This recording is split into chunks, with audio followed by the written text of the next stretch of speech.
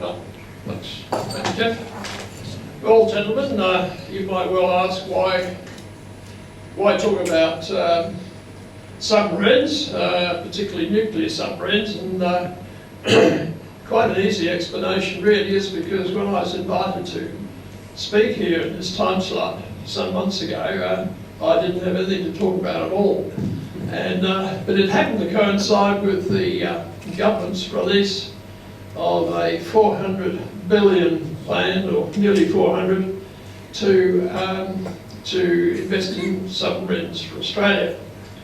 And so I thought, well, that's a pretty hot topic.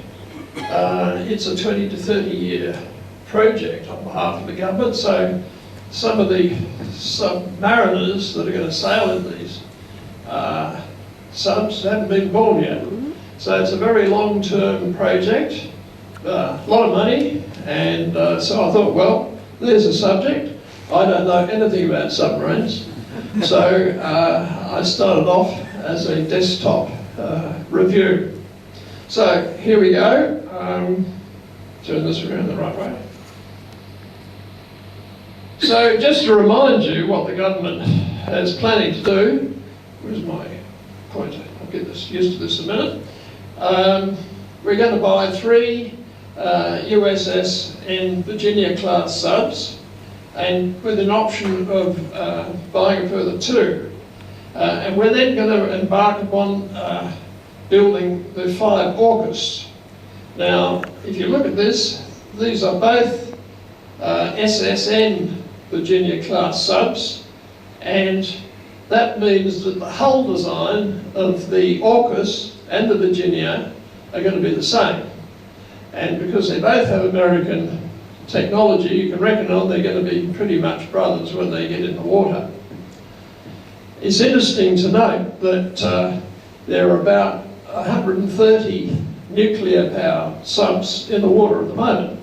They're mainly American, Russian, English, French, about 3 Chinese, I think, and a couple of Indians. So there's a few out there, and the Virginias themselves have been in the water already over 20 years. So it's hardly a sort of new product. I'm sure they've experienced continuous improvement, but they're not like a 20-year-old Toyota or whatever. So let's proceed. Let's have a look at what the Virginia subs look like. That's a picture of the Virginia above the water, and that's a picture of the Virginia under the water. Now, I'm a bit claustrophobic, and I have to say I looked at that photo and I felt a bit uneasy because there's 100 people in there, or over 100 people sitting in that tank. It made me feel somewhat uneasy. Here's a picture of the Virginia being built in the US, and I think there's a couple of things we can notice about here. The size of the workers here, if you look at the size of these workers to the size of the submarine itself, gives you a bit of an impression of just how big it is. And also you can see that it's made of a series of rings. It's not made in sort of planks. And I think you can, obviously a series of rings which get welded together. If you want to make it longer, you just insert a few more rings. And I think the other thing that's rather interesting out of this photo is that it's being built in a shed. And I think most boats over the years are built outside, but they've elected to build this in a shed, which means that if we're going to build AUKUS in Australia, we're going to have to build a vertigrade shed before we start, possibly in Adelaide, I guess, I'm not sure. So, okay, let's see if we can learn a little bit about the sub itself. Just a few stats. Starting at the bottom, somebody was talking about, earlier on, I think, in talking about how's it armed. Well, it's got 12 vertical launch systems, which pretty much the midships here, and it's going to be armed with these Tomahawks and others, with torpedoes from the front. Now, the Tommy Hawk, when you read your papers a few months ago, Tommy Hawk is the go-to missile, I believe, and Australia's bought a lot of Tommy Hawks, I think not just for subs, but for other activities as well. So that's a bit of the armament. If we go up a bit, it has a crew of over 132 odd people. We'll quickly whip through depth and speed, because we'll talk about that later. And we'll latch on to the breadth for a moment. 10.36 metres. Gentlemen, would anybody here like to guess how wide this room is? 15. 57? It's about 12. So if you're going to go away on a 2-month, 3-month trip underwater, you're going to be in an environment probably from about the bar to the wall, and that's it. No more width to spread your arms. Which side of the wall would the bar be?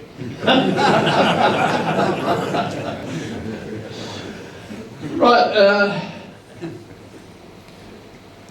Whoops, sorry. So there's an interesting shot.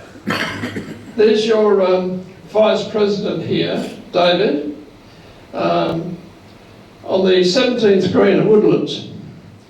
And that sort of slide snuck in here somewhere. You know, he's a bit worried about David because he's worried he's playing off the Reds here.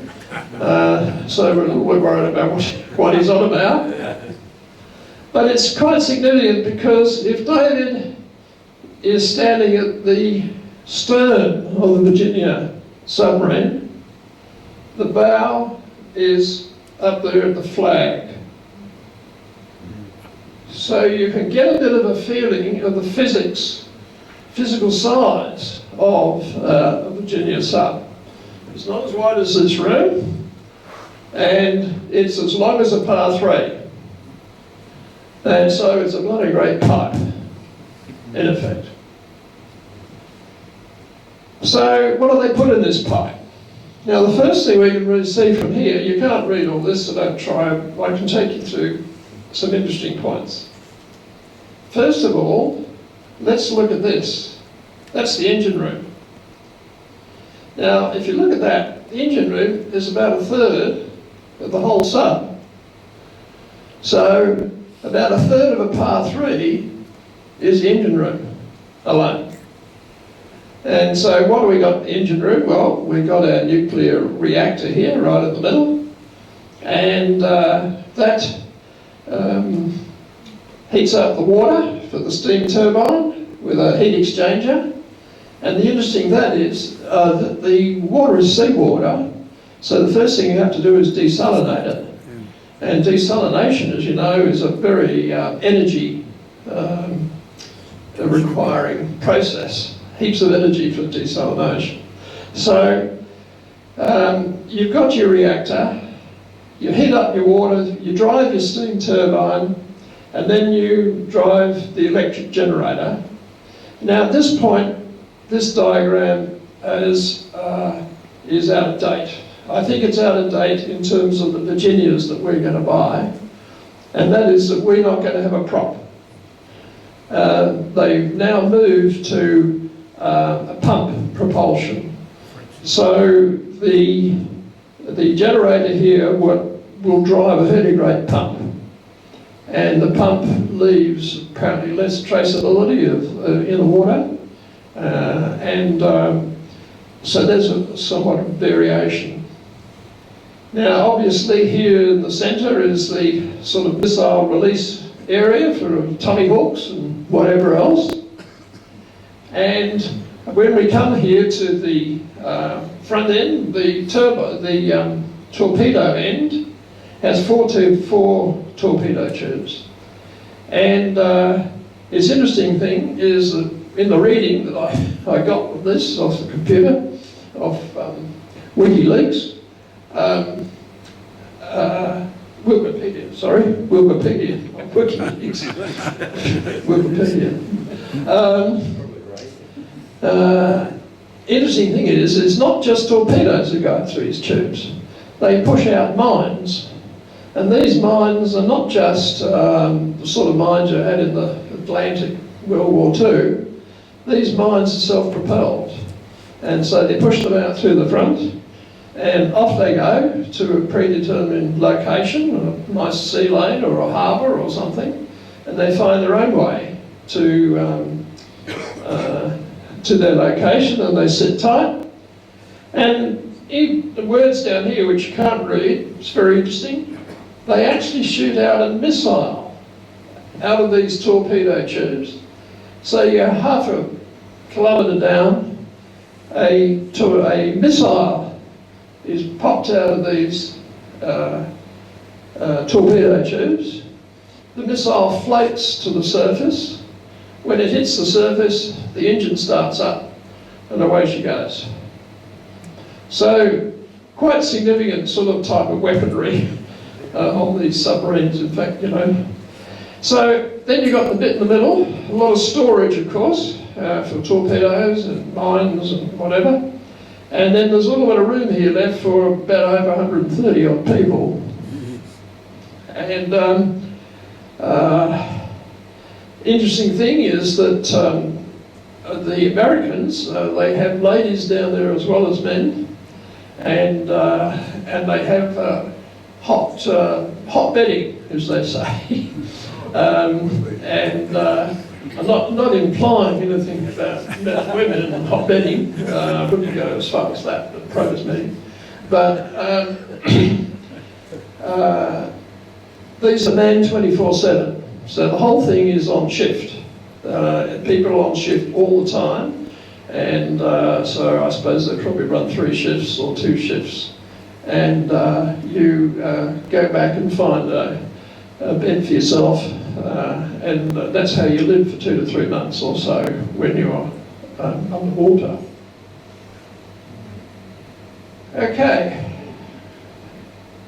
So you can't talk about nuclear subs, I guess, without talking a little bit about the motivation. After all, this is the big difference between that and diesels that we're used to.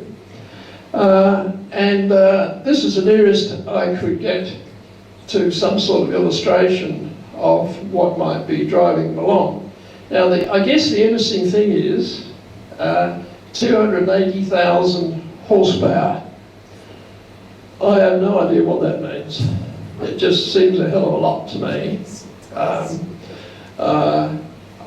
I do know that there's been a quotation requested of Fluor to build a 880 megawatt land-based